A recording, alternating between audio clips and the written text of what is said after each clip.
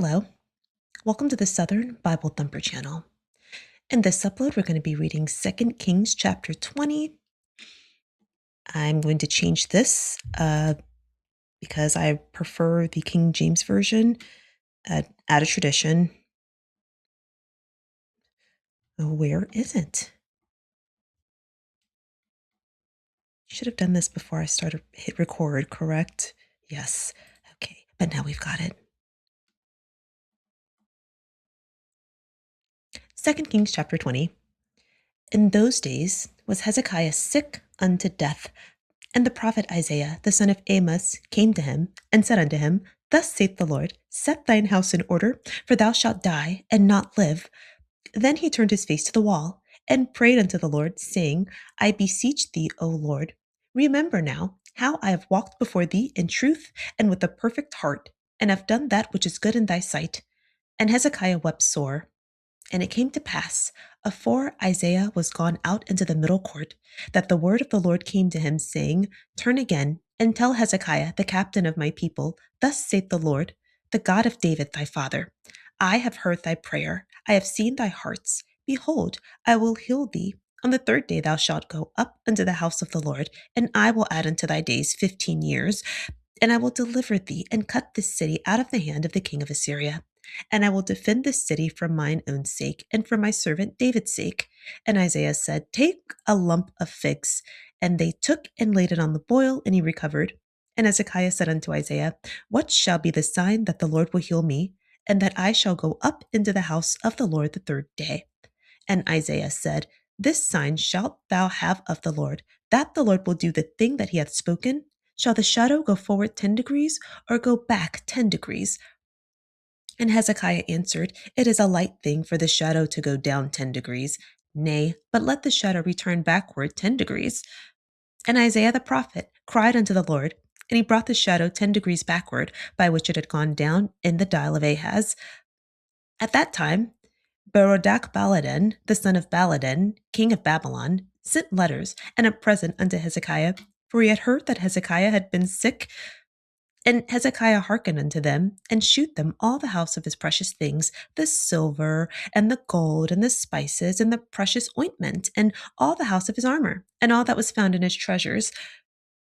There was nothing in his house, nor in all his dominion, that Hezekiah shewed them not.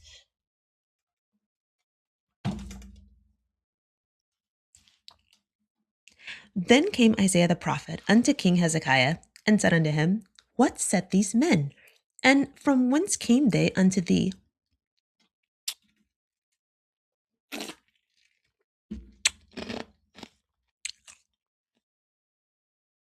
And Hezekiah said, They are come from a far country, even from Babylon. And he said, What have they seen in thine house? And Hezekiah answered, All the things that are in mine house have they seen. There is nothing among my treasures that I have not shewed them. And Isaiah said unto Hezekiah, Hear the word of the Lord. Behold, the days come that all that is in thine house, and that which thy fathers have laid up in store unto this day, shall be carried unto Babylon. Nothing shall be left, saith the Lord. And of thy sons that shall issue from thee, which thou shalt beget, shall they take away, and they shall be eunuchs in the palace of the king of Babylon. Then said Hezekiah unto Isaiah, Good is the word of the Lord which thou hast spoken. And he said, Is it not good if peace and truth be in my days?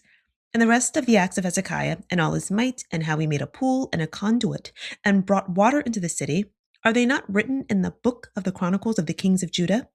And Hezekiah slept with his fathers, and Manasseh his son reigned in his stead. 2 Kings 19, the previous chapter. When the messengers of Judah recant Assyria's threats, Hezekiah contacts prophet Isaiah for guidance. Isaiah responds with a prophecy that Assyria will be defeated. Assyria and Libnah are now at war.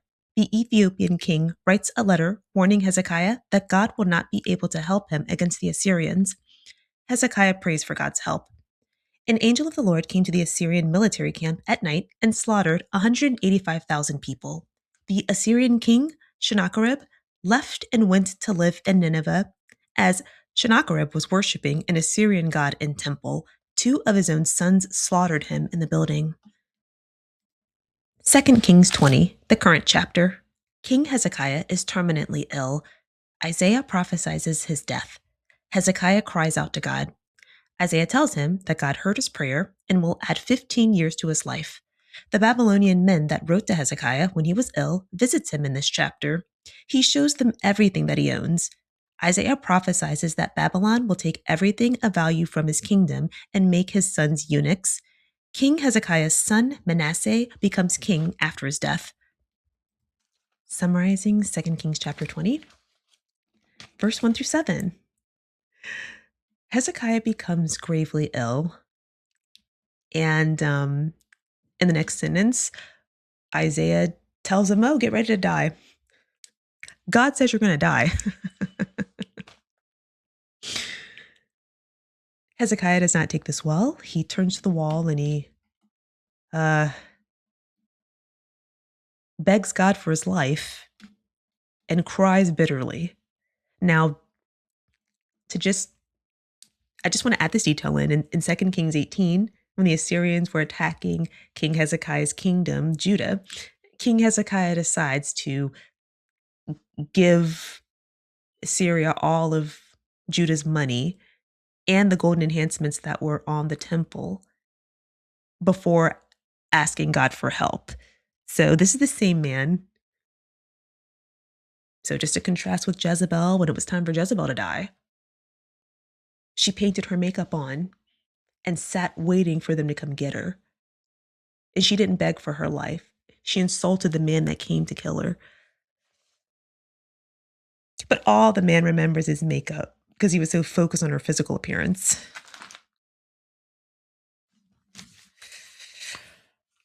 Okay, so Hezekiah is begging God for his life and crying. God says, okay, Isaiah, I know you're about to leave, as he catches him in the middle court. God says, turn back and tell Hezekiah, I heard your prayer and I've seen you crying. You are a king and that's how you're handling this. Get up. I will give you 15 more years. Also, I'm going to deliver this city out of Assyria. The reason why I want to point verse 6 out is because in the previous chapter, 2 Kings 19, 35 to 37, the Assyrians have already been dealt with. An angel of the Lord struck down 185,000 of them, rendering them, not an adversary anymore. And the king of Assyria, Sennacherib, he was killed while he was while he was in his temple, in the temple for one of the Assyrian gods. So if the Assyrians were already dealt with, why was God's response to Hezekiah's prayer, I'm going to deliver you from the Assyrians?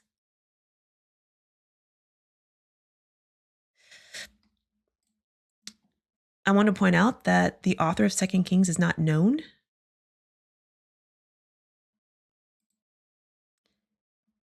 This is also a very ancient document, so this is one of the things that we may see.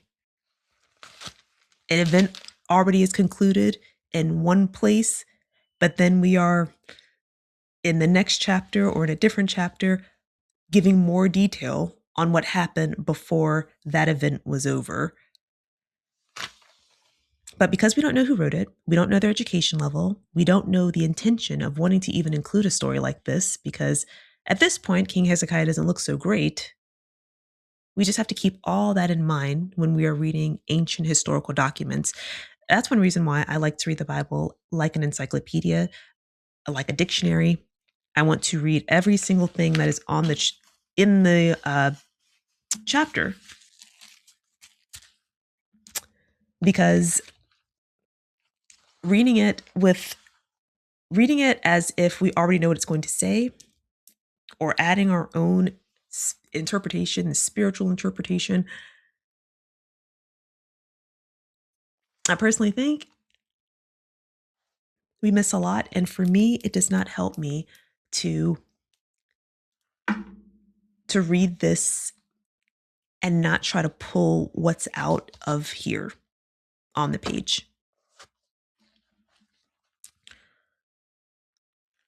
So, what's happened so far? Hezekiah is ill. Isaiah tells him he's going to die. God changes his mind and gives him 15 more years. And also tells him, I'm going to deliver Judah from Assyria. So we get to verse 8. Hezekiah asks Isaiah for the sign that God has healed him, and when can he go to church? Isaiah responds by asking Hezekiah the direction of his shadow. And I don't quite understand what this means about the shadow.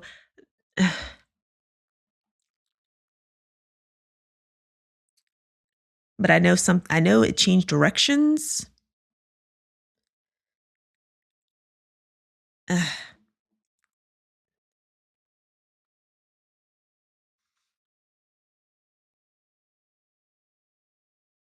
So verse 11 is the end of the shadow conversation. Verse 12 is a new topic. So, okay,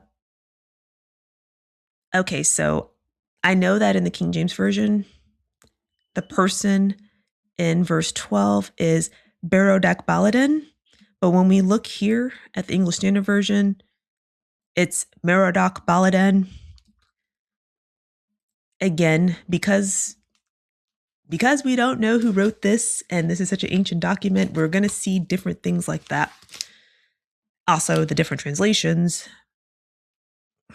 Sometimes when people are translating, they take liberties to translate things in a certain way, and this is the same dude.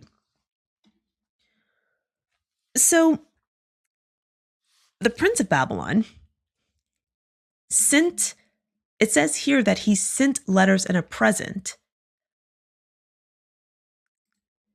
How I interpreted this in the King James. Okay. Well, I the way that I read this at first was that they had previously sent him letters when he was sick, and then now that he's better, they came to visit him. But I mean, to be honest, how much does that impact this action? Whether he sent the letters before he got sick or after. Point is, the king of Babylon's son was sending gifts to Hezekiah as if, hey, we're friends. I want to see how you're doing. So when Hezekiah welcomed them and showed him everything in his house. So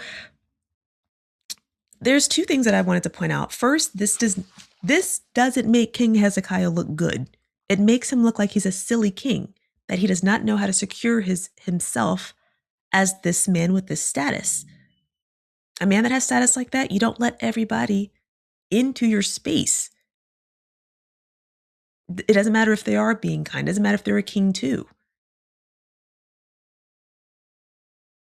Again, he already went through getting bullied, giving all of his possessions away, and then turning to God when he had nothing else to give.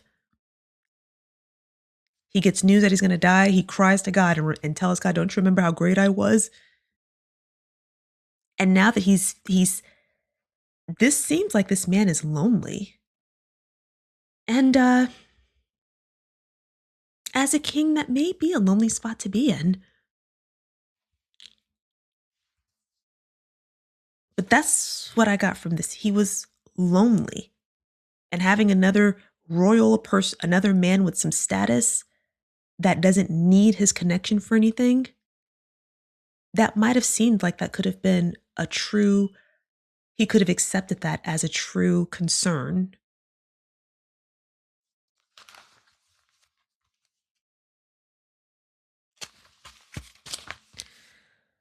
So, after Hezekiah recovers, and that's another thing in my opinion, I'm saying this have been loneliness, because he was just sick. He was in a weakened state where he was worried about his life. And God even said he's going to die, but then God changed his mind. Again, the person that wrote this is saying this. God changed his mind in this situation when he already decided he was going to die. in the second chapter, the second verse at the very beginning.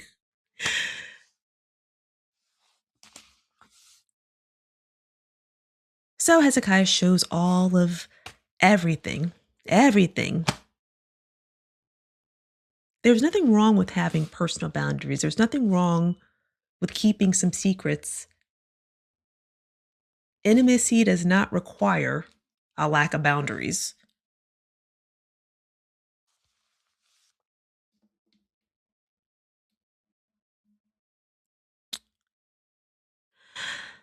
So after this man shows everything to these people, Isaiah says to them, says to King Hezekiah, why did they come here? What did they say to you? What have they seen in your house? Hezekiah says, oh, well, they came from Babylon and they've seen everything in my house. Isaiah says, look, everything that you have is going to be carried to Babylon. Your sons, whom you will father, they'll be taken away. They're going to become eunuchs in Babylon. Then Hezekiah says, the word that you spoke is good. He's thinking this will be peace and security during his days. He's not even thinking about the future. This is just what this chapter seems to do is just illustrate the character of Hezekiah. Though he was considered godly because, okay, he did all the godly things, he has no confidence. He doesn't know how to handle himself like a man. You don't have just anybody in your space. It doesn't matter if they did send you some letters. You're a king. You don't need anything from him. You don't need his gifts. You don't need his concern. Why is he in your house like that? Perhaps had he had a Jezebel, a woman who, when she knew it was her time because she knew she did dirt, who sat and wait for it to come because she knew she was guilty, maybe he needed that in his camp. But he didn't seem like he had a wife like that. We don't know who, maybe his wife was mentioned, but she wasn't no Jezebel. Jezebel was a daughter of a king and she instilled fear. She was a tool in that man's kingdom. And this is just showing you the mentality of this man. He gets word like that your sons are going to be eunuchs in a different kingdom. These people that you just invited into your home, they're going to take all your stuff. And his response is, oh, well, I'm going to be good.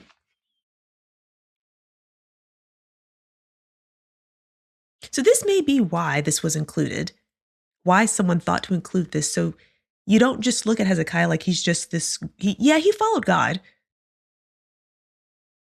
He went through the motions of following God. So then we learn verse 20, 21, Hezekiah, the rest of his deeds. He made the pool. I'm not quite sure what a conduit is.